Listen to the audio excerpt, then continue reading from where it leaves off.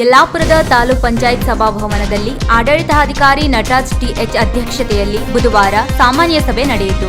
ತಾಲೂಕು ಆರೋಗ್ಯಾಧಿಕಾರಿ ಡಾಕ್ಟರ್ ನರೇಂದ್ರ ಪವಾರ್ ಮಾತನಾಡಿ, ತಾಲೂಕಿನಲ್ಲಿ ವಜ್ರಳ್ಳಿ, ಮಲವಳ್ಳಿ, ಮಂಚಿಕೇರಿ, ಕಿರುವತ್ತಿ ಪ್ರಾಥಮಿಕ ಆರೋಗ್ಯ ಕೇಂದ್ರಗಳಲ್ಲಿ ವೈದ್ಯರಿಲ್ಲ.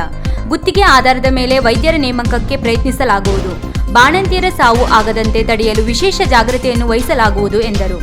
ಸಭೆಯಲ್ಲಿ ಪಶುಸಂಗೋಪನಾ ಇಲಾಖೆಯ ಡಾಕ್ಟರ್ ಸುಬ್ರಾಯ್ ಭಟ್, ಸಹಾಯಕ ಕೃಷಿ ನಿರ್ದೇಶಕ ನಾಗರಾಜ್ ನಾಯ್ಕ್, ತಾಲೂಕ್ ಪಂಚಾಯತ್ ಇಒ ರಾಜೇಶ್ ಧನ್ವಾಡ್ಕರ್, ಲೆಕ್ಕಾಧಿಕಾರಿ ಎಂಡಿ ಮೋಹನ್ ಹಾಗೂ ವಿವಿಧ ಇಲಾಖೆಗಳ ಅಧಿಕಾರಿಗಳು ಉಪಸ್ಥಿತರಿದ್ದರು.